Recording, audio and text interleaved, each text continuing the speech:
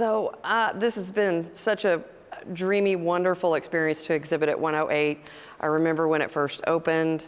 This is just such a spectacular, beautiful space, and there have been so many amazing exhibitions here. So I'm just like over the moon, happy to be in this gorgeous, gorgeous space with this phenomenal group of people that work here. They've just made it such a joy and so much fun to have a show here. It's been amazing.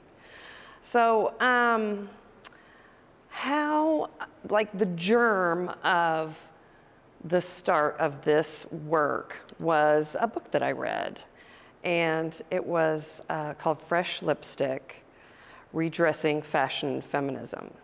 And it's about 20 years old. It's a phenomenal book. There's some dated ideas in it now, but her history, the detailed research that she did for that book, it's phenomenal, and it's obscure women's history. So she's really thinking about how what we wear and what we've worn and what we've been told we need to wear has affected our equality and our equity within our society. And that's one of the germs of that book. But so I read that book and I just fell in love with the suffrage era. Oh my gosh, the tenacity of these women and how hard they had to fight. It was just, I met women that I'd never heard of, like Lucy Stone and Victoria Woodhull. And they were just, I'd never heard about these women. And so it was such an eye-opener. You know, all we were told was Susan B. Anthony, basically, that she did everything. And, you know, it's interesting. After I read that book, I did a year's worth of research in the suffrage era, and it was just a joy to do it. I mean, I found ancient books and new books, and, you know, actually did, you know, actual book research instead of internet research, which is, you know, seems like what we do a lot of these days. But so after a year, I kind of became a suffrage expert. It was super fun, and I did tribute pieces to 10 lesser-known women of that era, and they exhibited at Living Arts quite a few years ago. And so the suffrage research it got me really interested in American history and thinking about the country and thinking about equity and equality. I've always, you know, I am a woman, so that's my voice and that's where I'm speaking of. And there was a period where I was doing these representational women called the Stepford Wives series.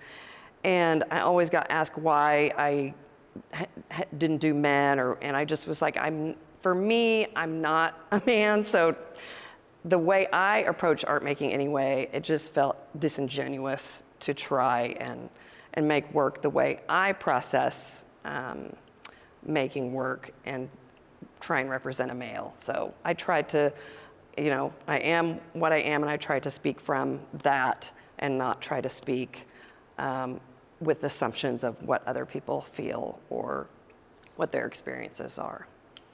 So that was kind of where it started. And then I got asked to be involved in a show, like artists often do, to donate a piece to fundraiser. And it was a show in Oklahoma City. It was right when our recycling had really started. You know, we'd finally gotten our big tubs, and, you know, we were all excited about getting to recycle. And it was promoting that and raising awareness about that. So we were all encouraged to use things that we would put in the recycling bin or things that we would throw away. And so I made a flag, and I made it on a Whole Foods bag. And I think I had a Free People shipping bag that I used. You know, there was just whatever I had in the house. And it was just a real aha moment. And it was all shades of pink. So it was very in your face pink. And I just loved making that so much that I was like, this is a thing for me. And I have often loved taking images that we're used to, that are in our culture. I've used Mud Flap Girl, I've used Universal Woman, I've used Madonna, I've used all these things that we already have all these feelings about and are such a ever-present part of our culture, and then reinterpreting them or laying my feelings and ideas on those. Because then it's just such a rich we all have complicated feelings about the American flag, especially after, the last 10 plus years and everything we've been through. And even before then, we had complicated feelings. So I love taking it and messing with the flag. So that's kind of where the whole flag thing came from. This particular piece behind me is called In Our Shoes. And I was asked by the Science Museum in Oklahoma City to create a piece for an exhibition they were doing.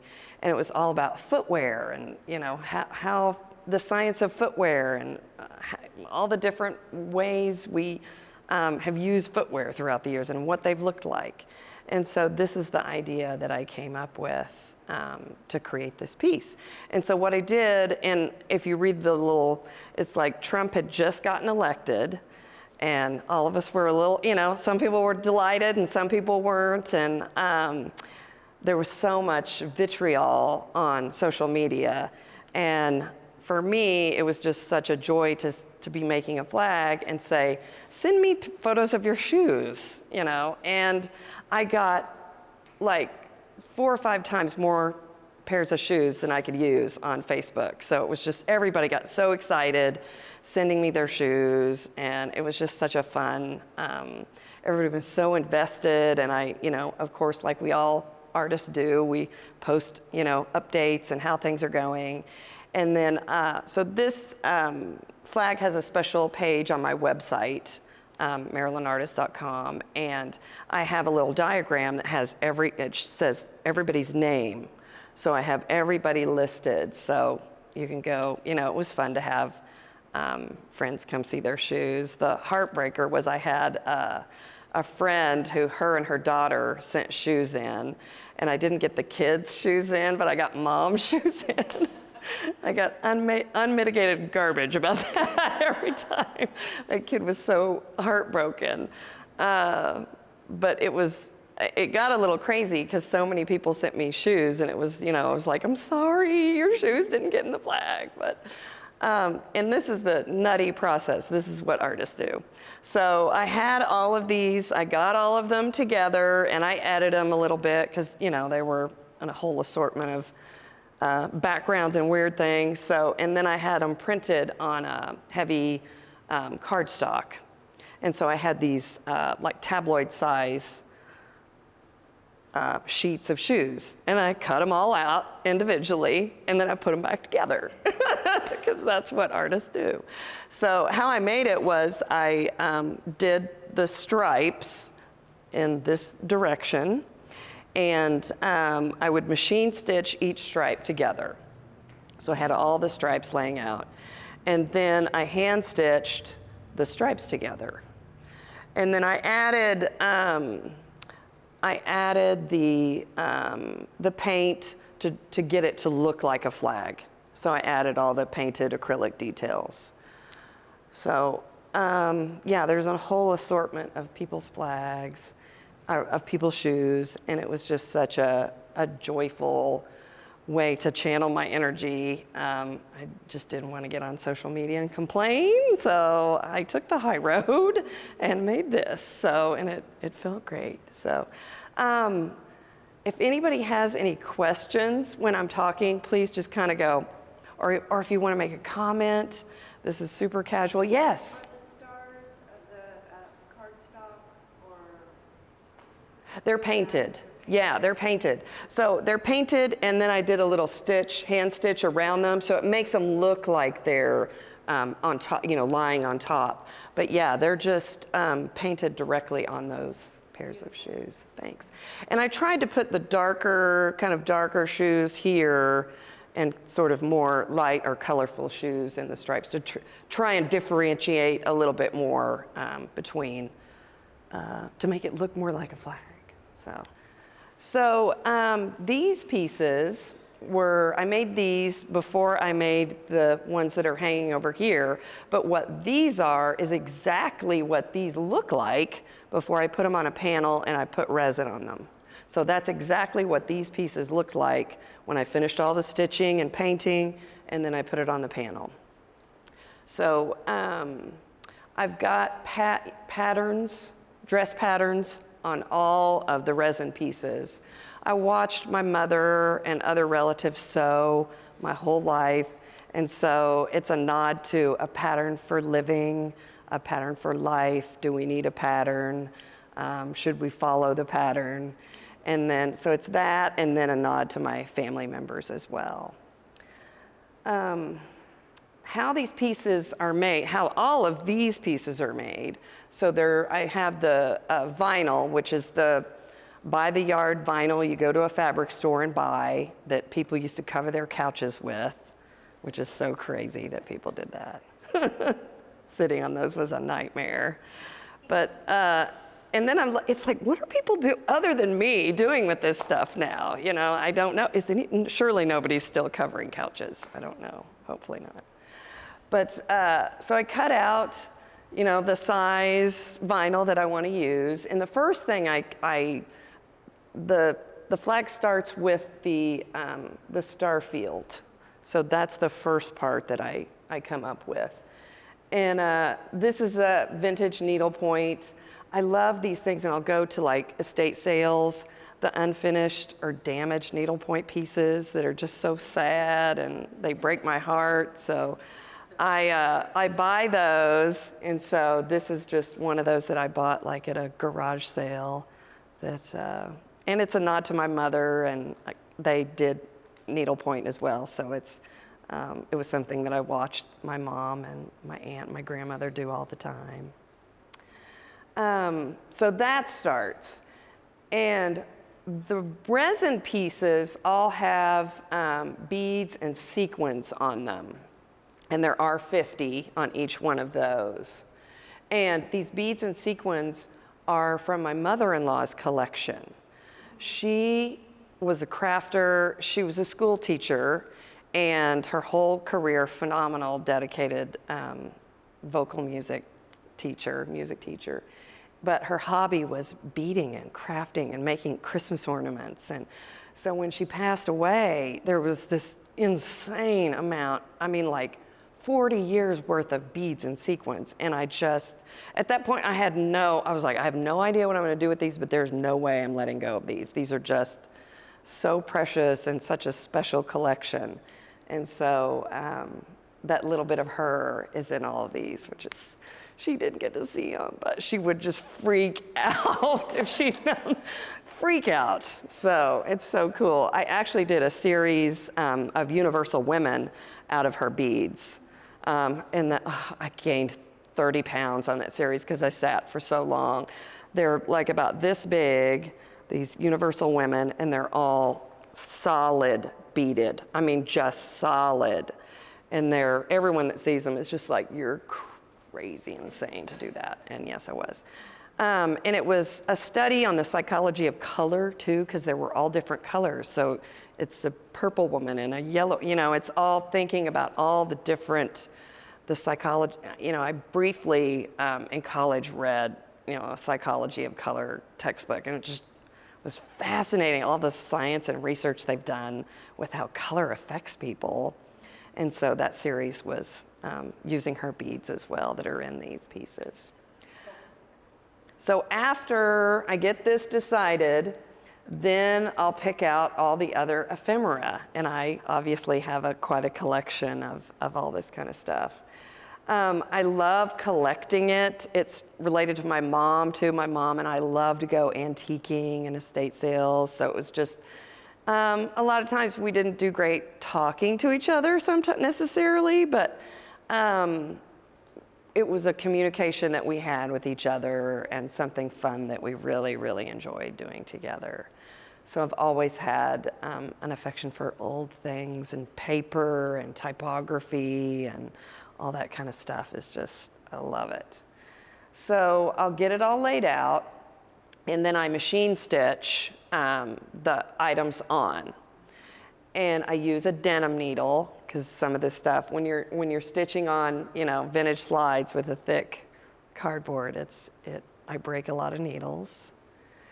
And then after I get them stitched on, then I do the hand stitching. What kind of sewing machine do you use? I have used a Bernina and a Singer. My Bernina's misbehaving right now, and I have one from the 80s, and I've had it worked on, and I need to take it in again, but it's getting to be where they're like, really, lady, But my mother has nearly 100-year-old Singer that is just, they're works of art. They're so gorgeous.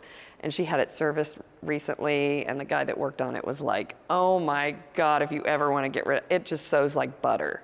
It is just, every piece of it's made out of metal. It's just, so every now and then I get, she lets me use it, but usually not on these. She let me use it on the Her Flag project that I did a little bit. So after I get it all stitched and I get these little suckers sewn on there, then I would lay it on the panel and put 3 coats of resin, which is a lot of resin and a lot of waste.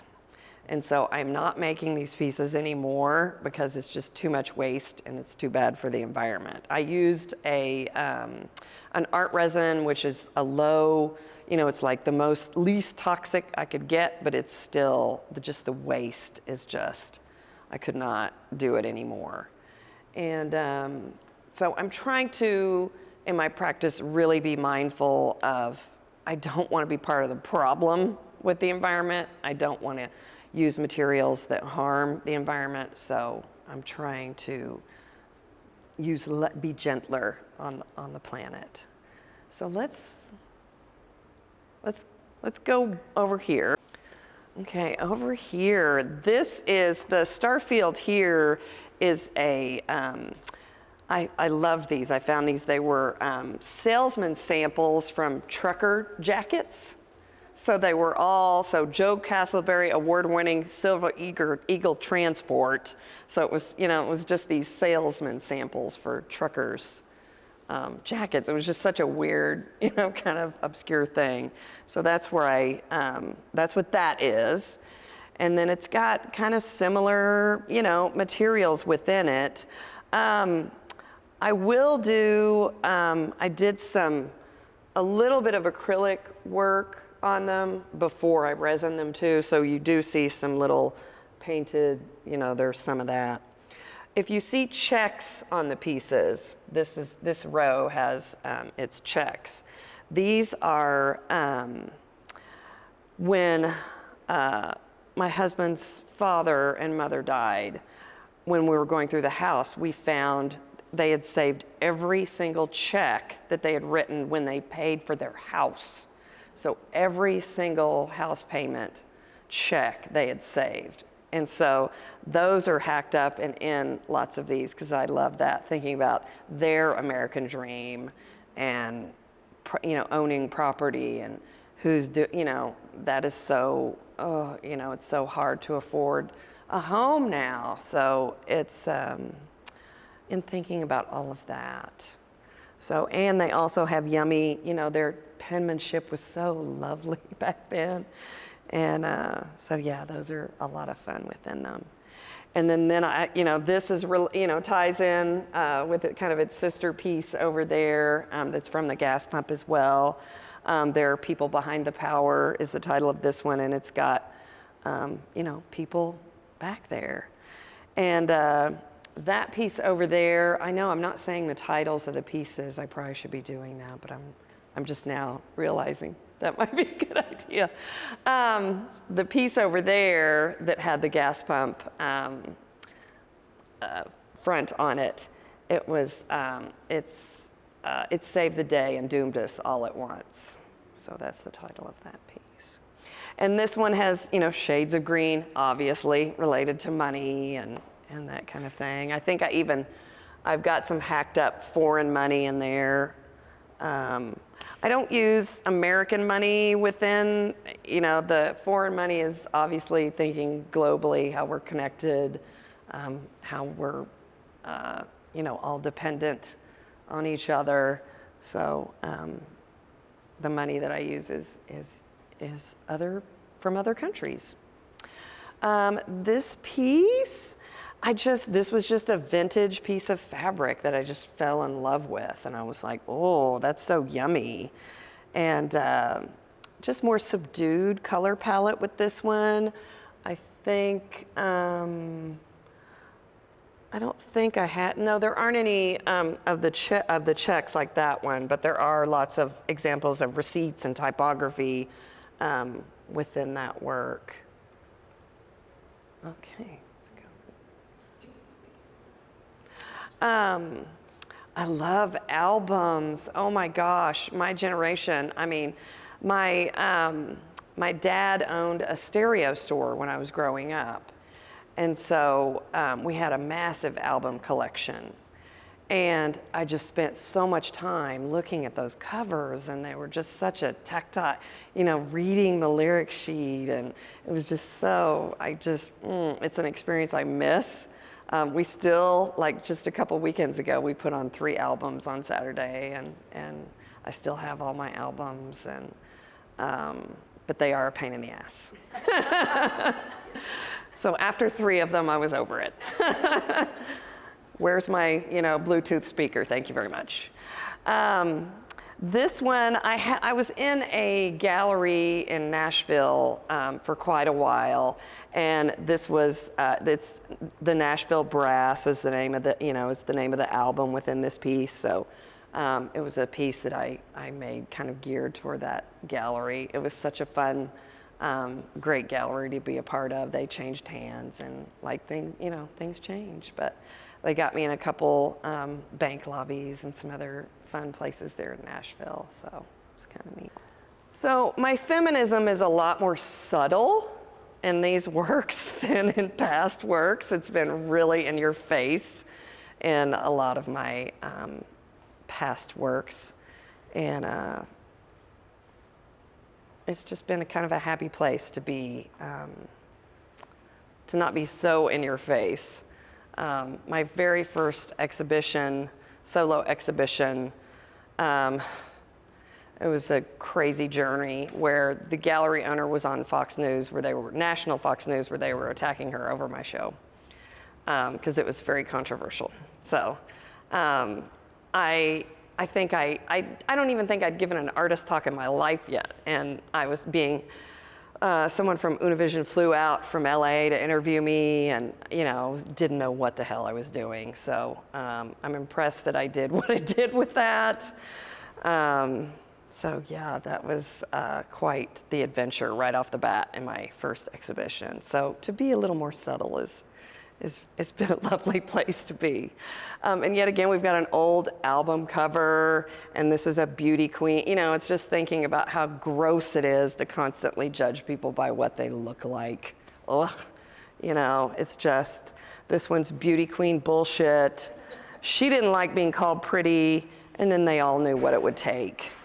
So, and this is just, I love vintage photos too, and this photo of these women is just, when I find something like that, it's just gold. What were they doing? It's a gorgeous, gorgeous photo. And I did kind of shades of purple with this one. I don't know why I did, just for fun. I don't know. I did hack up another pantyhose. The pantyhose aren't there, but the packaging is there. And yeah, kind of some of the similar things to some of the other ones. Why don't you all come over here with me, and we'll talk about these 3 up here. So, like I said, these are exactly what these are, except not resined.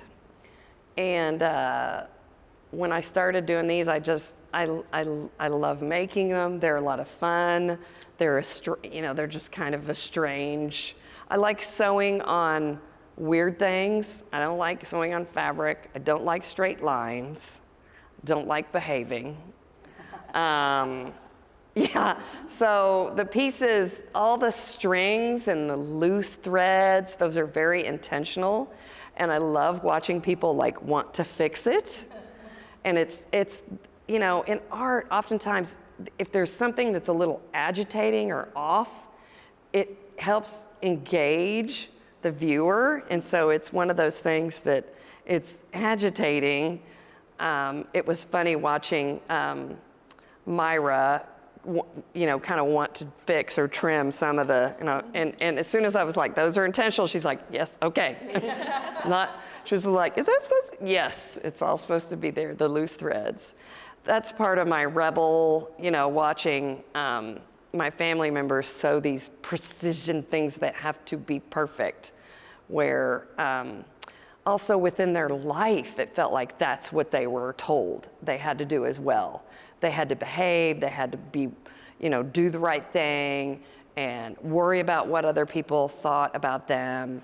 And my technique is very tied to my feelings about what I witnessed them, what they were subjected to and the expectations that were put upon them.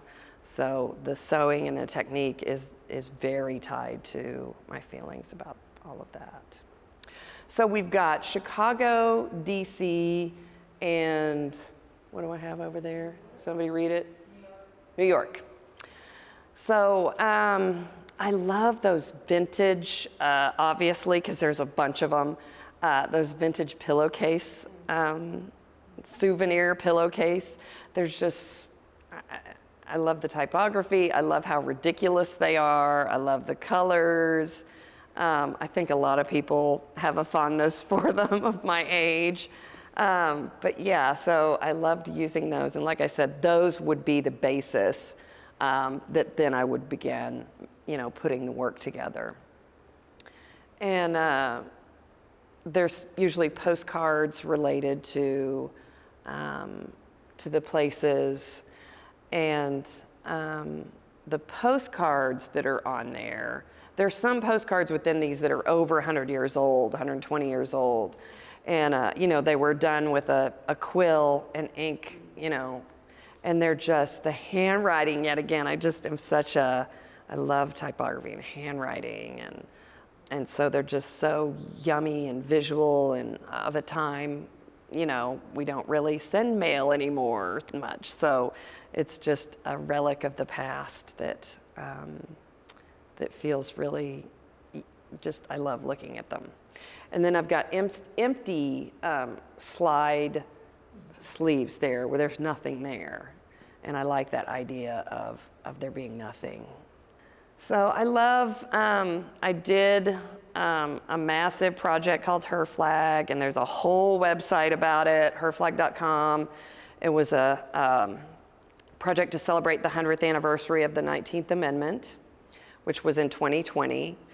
And from all the book I read and my suffrage history nerd love, I knew I wanted to do some kind of massive art project to celebrate that anniversary. And so I came up with Her Flag, and it was 36 states ratified the 19th Amendment into law. That's what we needed at that point. And so I partnered with a woman artist in all 36 states. And then they created artwork that I turned into a stripe. And I traveled to each capital city and did a live performance sewing on the stripe there. And the artist would be there, and then we'd have a performing artist from the community there. So while I was sewing, there would be someone singing or reading a poem or doing something. And it was an incredible project. It was 4 years long. And it took, COVID happened in the middle of it. I got more than halfway through. In 2019, I drove over 22,000 miles. I drove to New Hampshire by myself. I've driven through Manhattan, just all the craziness with it. And I've seen this country from coast to coast with that project. And we don't really think about how massive the United States is. It is unbelievably huge. And it's basically 50 countries that have agreed to kind of get along. And it's a phenomenal feat. And we've got a lot of problems, but there's a lot to be amazed by. And there's a lot to be hopeful for. if we're willing to do the work. So I love championing within my titles and within the works. I've tributed women in history. So that's kind of a thing that I love to do. This flag, Anna was the first to wear the stars. Anna Mae Hayes was the first one to become a brigadier general in 1970. And so it's just, I try to raise his knowledge about thinking about these women within history that maybe, we didn't hear about in our history books. And it's got kind of the usual stuff on it. These have, the hanging ones have the fringe, where the resin ones didn't have the fringe. It would probably be kind of interesting to see fringe resined, but it's kind of fun hanging. It reminds me of like my old dance recital costume, which good memories, So I love fringe, it's a lot of fun. This was the second to last piece that I've done. I'm not making any more flags. I'm done. I'm reevaluating and coming up with something new. I have a lot of ideas. I created a body of work with my son when he was having a mental health crisis. We always speak honestly about mental health because it's a killer. And until we can bring it out of the shadows, it's going to continue to kill people. And I have been diagnosed with depression. I take my medicine, I take care of myself, and it's been managed for quite a long time. But when he had this horrible illness, he went into a hospital, and it was looking like he might be diagnosed with schizophrenia. That didn't end up being the case. But he came home from the hospital and he was drawing in the hospital and writing poems, just kind of obsessively. And when he came home, he was home for about a year, just getting better. Because it's an illness like anything else. It takes time to heal. The brain takes time to heal. And I took those drawings and transferred them to canvas. And then we began mixed media, paint, embroidery on these pieces.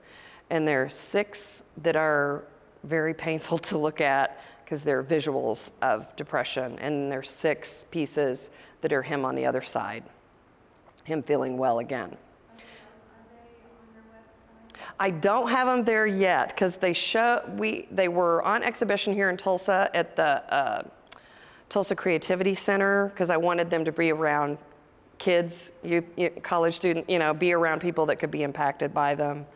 So I'm still, I have it on my to-do list to get those pieces on my website. But that was such a joyful, even though it was hard, those first 6 pieces, I just dug into like the technique of it all, and not trying not to think too much about like the actual image I was working on. And he and I, we worked so beautifully together, and he's so smart and joyful now, and so I'm thinking he and I may get back to working on pieces. We've talked about it, and so I think that may be where I go, and working with my son again. So it sounds good. But then, of course, I'm a squirrel. I have other ideas too that I'm like, oh, what if I made that body work? So we'll see where I land. But I'm definitely going to work on a few with my son and see, if it's a good fit, then we'll keep rolling with it. Are these a puzzle map? Yes. So these are all vintage puzzle pieces. They're all, all the 50 states. Did you use like a grommet? Yeah, I did. I put a grommet in them. And the title of this one, we can all agree receiving a bouquet of flowers is pretty awesome, because it seems like there's a lot that we cannot agree on. So I tried to, come up with something that we can almost all of us can think this is a pretty great thing to have happen. There's lots of artists making amazing political work right now, and I have done some of that, but it's not where I want to be right now. my happy place right now is trying to find common ground, trying to be hopeful, because I think there's enough within our culture of telling us that we aren't any of those things. So I'm trying to be feeling good and trying to remind us that we are all in this together. The only thing in all of these that isn't original, everything else is original. They're not photocopies, they're the real deal, vintage ephemera. I had this printed on fabric, and that's the only thing that's like not original, an original material. Okay, go over to this one. This is the very last flag that I made. And this one this vintage scarf was so delicate that I did put resin on it to just protect it and keep it from tearing, because I could see where it would fall apart over the years. So, yeah, this one, the title of this one is When Carol Brought Up the Sundown Towns and the Land Runs, the Room Got Real Quiet. So I love taking this souvenir of all the typical cliched garbage about Oklahoma and, thinking about, there's other things that need to be dealt with and not washed away, real discussions that need to happen. So it's got, I think, mostly Oklahoma City, because that's where I am usually, but it's got some Oklahoma postcards and the yummy ephemera. Yeah, I encourage you to look at some, like this one is definitely a quill, so yummy. And so this one is titled kind of similar to the one down there. It's Marguerite was in charge when women's rights were new. And in 1921, Marguerite Lindsley was the first woman to be appointed as a park ranger in the United States. And she had a 10-year career at Yellowstone.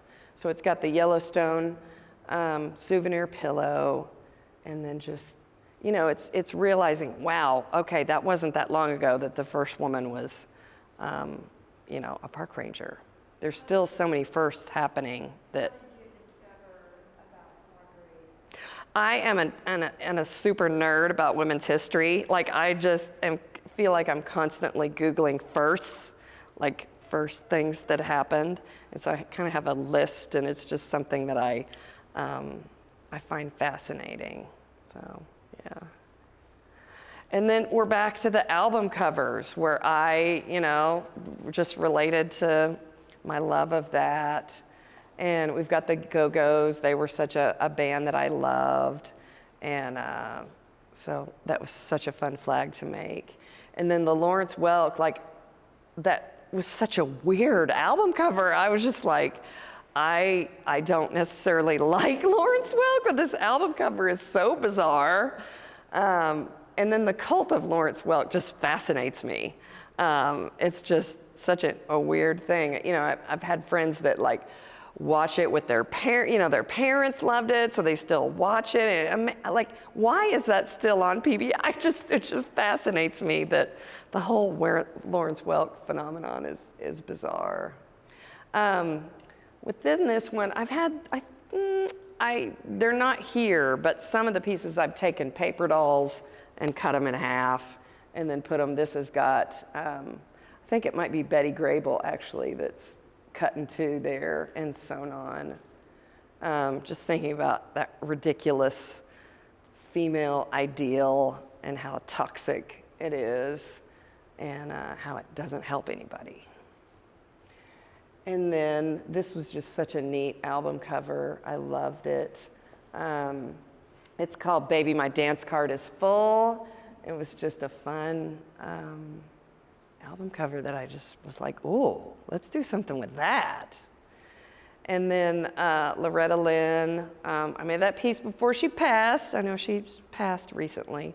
But her big, her most important song, the one that was like top of the charts, and it was the pop charts because they would not play it on country radio, it was banned, was The Pill.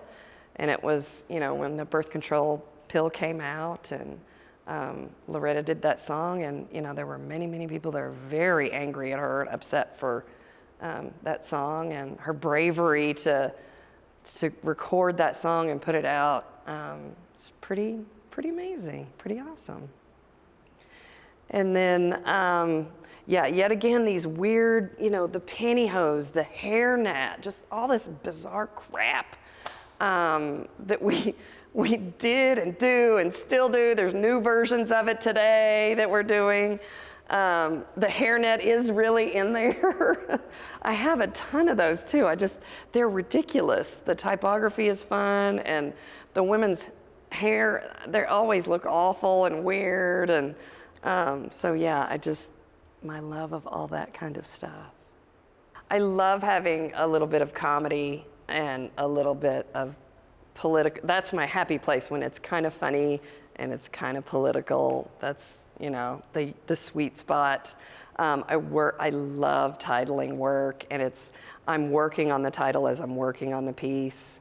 It happens together, and it drives me crazy when an artist untitles something. I just like, you know, where's your voice? It drives me crazy. So, because the titles are really precious and important to me. On these little flags, there's some fun little, so all of these have a matchbook cover, and then they've got just the extra materials in there on watercolor paper. And like this one says, it's from Town and Country Motel in Pecos, Texas, and it says, their waffles were pretty tasty. And then this one, and they're all kind of related. So this is a cafe matchbook cover, and it says, their tuna salad had grapes. So they're just ridiculous, weird, bizarre things. So there's, yeah, they're all over there. They're fun to just look at because they're funny. And we all need more funny, I think. We all need more funny. Thank you all so much for taking time to come today. I mean, we're all so busy. We all have so much going on. So it means a lot to 108 and to me that you came today.